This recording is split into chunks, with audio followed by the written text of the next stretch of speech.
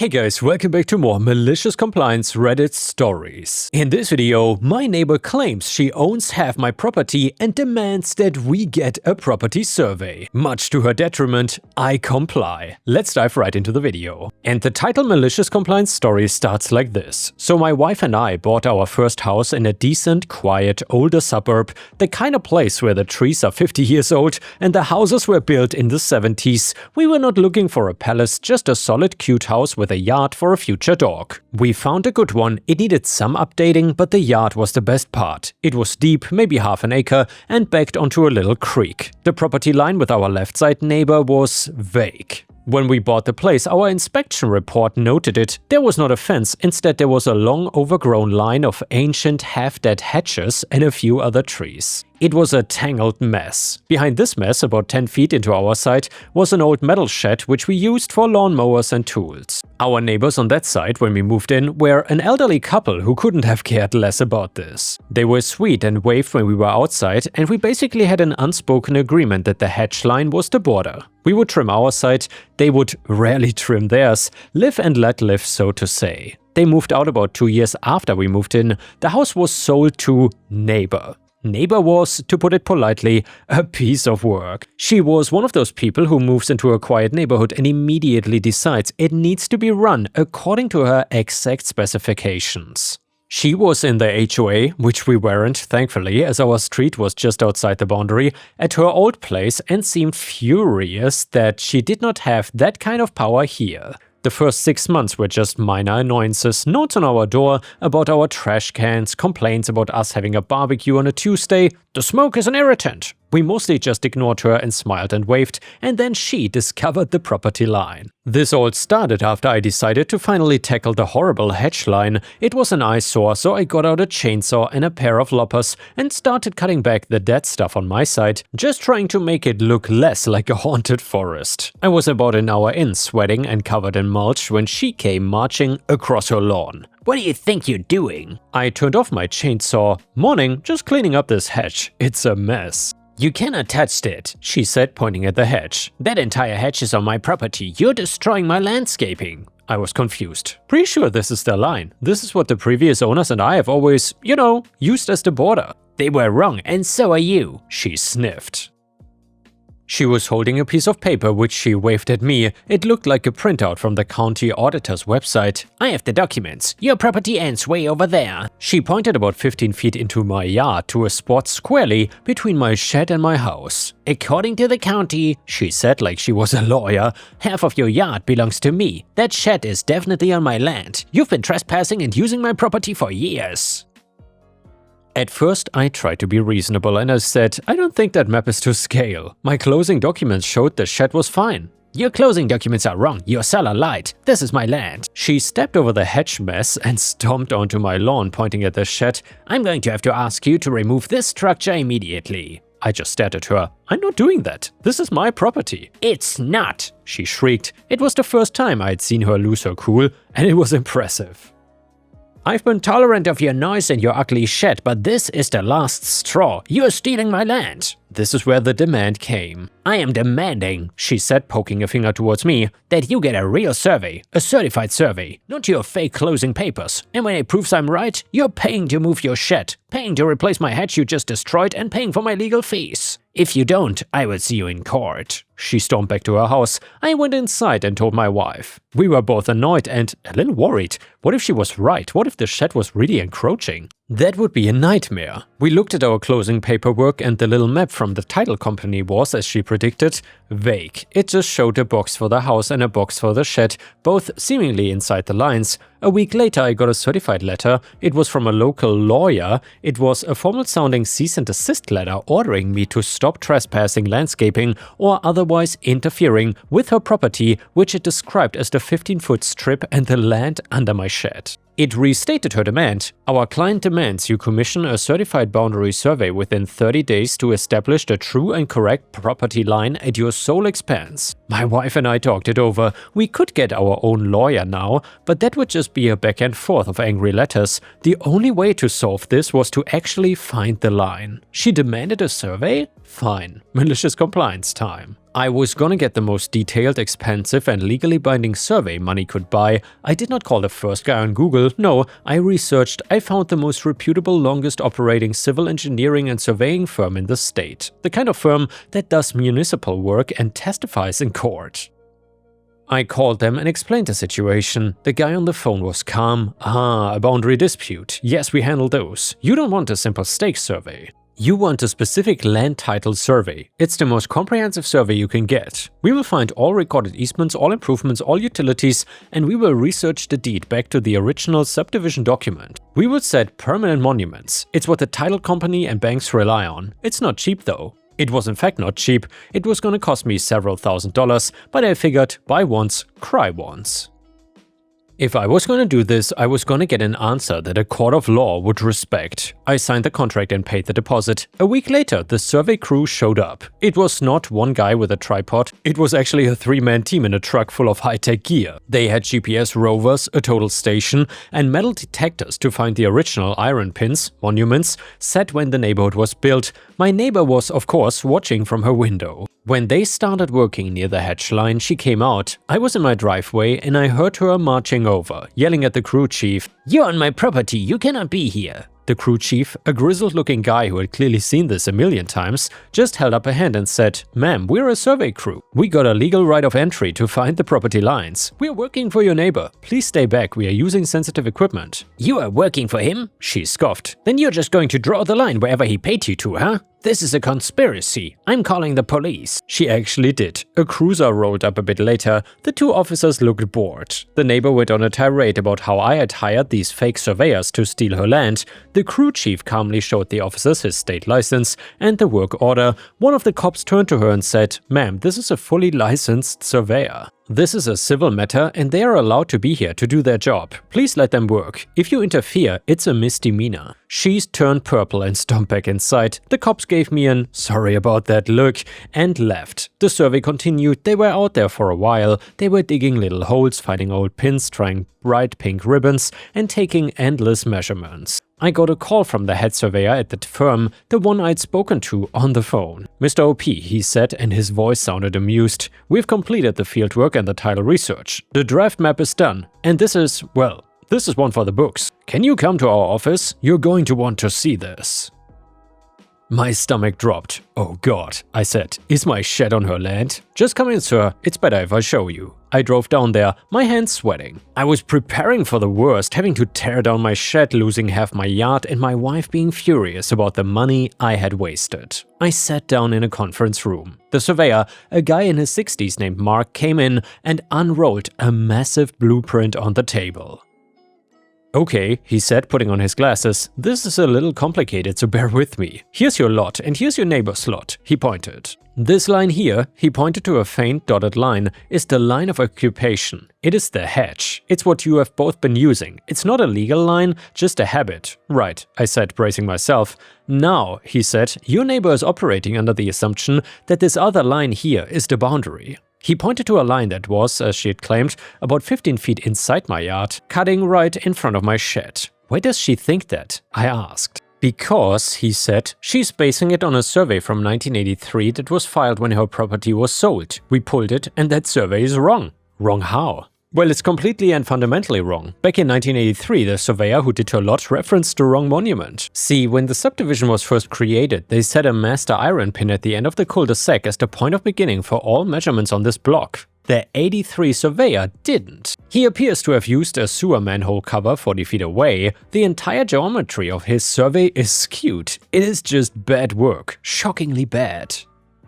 It was filed, but it was never correct." He paused, letting this sink in. "Your neighbor is basing her entire claim on a garbage survey from 40 years ago. I felt a huge wave of relief. "So, my shed is fine?" Mark, the surveyor, got a huge grin on his face. "Oh, it's even better than that." He pulled out a thick red pen. "We ignored the 83 survey. We went back to the original, the one that legally created these lots. It's the governing document, period. We found the correct 1957 monument at the cul-de-sac. It was buried under a foot of dirt, but it was there. And, he said, drawing a thick red line on the map, based on the actual legally binding 1957 document, this is the property line. The red line was not where the hatch was. It was not 15 feet into my yard. It was 20 feet inside her yard.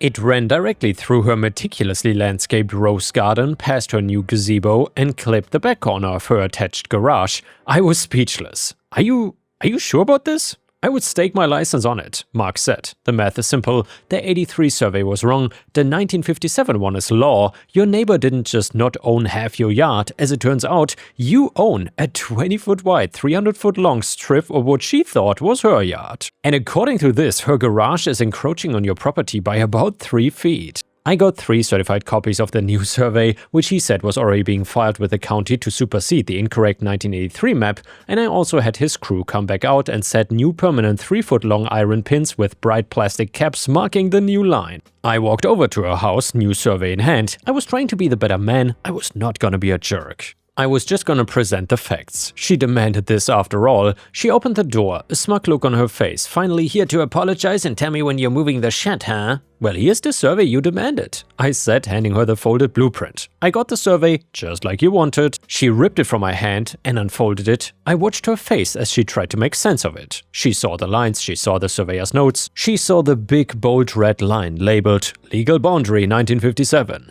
And she saw that it ran straight through her garage. Her face went from smug to confused to white to a blotchy, furious red. "This is fake," she shrieked, crumpling the map. "This is fraud. You paid them to draw a fake line. I'm not accepting this." That's a certified survey filed with the county. The firm that did it is the best in the state, I said calmly. They found the original 1957 monuments. The 1983 survey you were using is wrong. This is the real line. The new stakes are in the ground. "I'm not letting you steal my garage," she screamed. "I'm suing you. I'm suing you and your fake surveyors." "Well, that's your right, of course," I said. "By the way, your beloved roses are on my property too. You have 30 days to move them before I have them removed. Have a nice day." So I walked away. She was screaming obscenities at my back, but I didn't care. I had complied with her demands. True to her word, 2 weeks later, I was served. She had filed a quiet title lawsuit against me. She was asking the court to throw out my so-called fraudulent 1957-based survey and officially declare the 1983 survey line as the legal boundary. Her entire case was that the 83 survey had been accepted for decades and that my new survey was a bad faith attempt to steal land. This is when I had to get my own lawyer. I brought him the stack of documents, her lawyer's original demand letter, my contract with the survey firm, and the beautiful certified Alta survey. My lawyer looked over everything, a slow smile spreading on his face. "Oh," he said. "Oh, this is great. She's not just gonna lose, she's going to have to pay for this." So we countersued. We asked the court to affirm the 1957 survey as the legal boundary, to grant me quiet title to the 20-foot strip of land, and to order her to remove her encroachments, the garage corner, the gazebo, the landscaping, and we also asked for damages, namely all my legal fees and the cost of the survey she had forced me to get. The next 6 months were a slog of legal nonsense, depositions, discovery, and motions. Her lawyer tried to argue for adverse possession that even if the line was wrong, she had been using that land, mowing it, planting roses, for long enough that it became hers. My lawyer shut that down in a brilliant motion. He argued that adverse possession requires the use to be hostile, meaning she knew it was not her land and took it anyway, and well, in this case, it was a mutual mistake. Everyone, including her, was operating under the assumption that the wrong 83 survey was correct. There was no hostile intent. The moment the true line was discovered, well, actually, it was via the survey she demanded, I immediately asserted my ownership. The clock for adverse possession, he argued, only started ticking when the new survey was filed, and I had countersued immediately, and she also made a critical error. In her deposition she was asked if she ever thought the land was not hers, and she said, "Of course not. The document I had said it was mine. I always believed it was my property." So she had just admitted under oath that her use was not hostile, it was a mistake. Her adverse possession claim was dead in the water. Her lawyer must have known that they were doomed. They sent us a settlement offer, and they'd agreed to drop the suit if I agreed to sell them the 20-foot strip for $1. My lawyer laughed and sent back a one-word reply, "No." We finally got to a summary judgment hearing. This is not a full trial, just a hearing where a judge looks at the undisputed facts and makes a ruling. Her lawyer and my lawyer argued, and her lawyer's arguments was basically, "But Your Honor, it's not fair. She's had that garage for years." My lawyer's argument was a stack of case law and a simple, powerful fact. Your Honor, land boundaries are not determined by feelings. They are determined by mathematics and controlling legal documents. The 1957 document is the controlling document. The 1983 survey is demonstrably mathematically incorrect. My client's survey is the only one in evidence that reflects the 1957 document. The plaintiff demanded this survey, now she must live with the results. The judge agreed, she issued the statement, summary judgment granted in my favor. The 1957 document was the legal boundary, my survey was affirmed as the correct and legal representation of that boundary. Her 1983 survey was declared void, I was granted quiet title to the 20-foot strip. She was ordered to remove all landscaping and her gazebo from my property within 60 days. And the kicker? Because her lawsuit was filed after being presented with a certified survey that disproved her claim, the judge found her suit to be frivolous and brought in bad faith. She was ordered to pay 100% of my attorney's fees and the full cost of the survey. The total bill she had to pay me was staggering. We are talking mid-five figures. The cost of her own lawyer plus my lawyer plus the survey she demanded. The aftermath was glorious. She did not move her roses, so on day 61, I hired a landscaping crew. I told them to build me a new 8-foot tall wooden privacy fence exactly on the new survey line. They asked me what to do with the roses and the gazebo. I said, they are on my property. You cannot put a fence post where they are. Remove them. It took them 2 days. They chainsawed the gazebo and tore out every last rose bush. Then they dug the posts and erected the fence. When it was done, it was a beautiful, solid wall of wood, 20 feet deeper into what she thought was her yard. And the garage? Well, her garage was now sticking 3 feet through the fence line, looking ridiculous. My lawyer sent her one last letter. We couldn't very well make her tear down a section of her house, so we offered a different solution. We drafted an encroachment agreement and land lease. It stated that I was the legal owner of the land and she was leasing the 9 square feet 3 by 3 feet under her garage's corner from me. The cost? $50 a month for 30 years. The agreement was filed with the county and attached to her deed. She had to sign it or the alternative was a court order to demolish that corner of her house. She signed it. So now she is out tens of thousands of dollars in legal fees. She lost her garden, her gazebo and a 20-foot strip of her yard. She has to look at my massive privacy fence every day, and every single month she has to write me a check for $50 for the privilege of her garage sitting on my land. She demanded a survey, I complied, she got exactly what she asked for and it cost her half her yard. My shed, by the way, was 35 feet away from the new line, it was never even close. The next one is titled r/MaliciousCompliant. Want me to screw up some girl's life? Hell no. So this is an old story, but in 2007 I was involved in a traffic accident on a ramp in Baltimore. Traffic went from the speed limit, 55 miles per hour, to a dead stop around the curve of the exit in a space of 500 feet, and it had just started raining. I and my Honda Accord managed to stop literal inches from the person in front of me's bumper. I had enough time to have a sigh of relief before I was rear-ended so hard that the can of tea in my waist-level console cup holder wound up, splattered all over the windshield. I got out of the car and the person who hit me is literally crying blood. She's driving a sedan that is at least a decade old and the ancient airbag broke her nose and blacked both of her eyes. She's also crying for real because this is her only transportation. I go, damn, grab an umbrella out of my now weirdly shaped backseat, hold it over her while she sobs, explain her brakes had been locking up lately and she was literally on her way to the mechanics and tries to text her boyfriend to pick her up. She's crying so hard that she drops her phone twice. And then a cop shows up. Baltimore cops are idiots, so he writes this girl a ticket about failure to control speed to avoid an accident and reckless endangerment and half a dozen other BS things to where the ticket would literally cost more than a new car and she might get her license revoked and or jail time, so she is hysterical. I talk to her, reassure her it's not her fault and manage to swap insurance info. Fast forward 2 months. I had mild whiplash, but I'm healed up now and mostly good regarding the accident. Have a new car and everything. I get a notice in the mail that I'm requested to be a witness for this poor girl's trial for her ticket. Don't have to show, but it'd be nice. Well, screw it, I'm gonna let that cop roast her. I was asked to, I'm taking a day off work to show up. I turn up in court dressed in my civil servant best, was working for the state government at the time, so however state you imagine, multiplied by 3, and even toss on some makeup to impress the judge.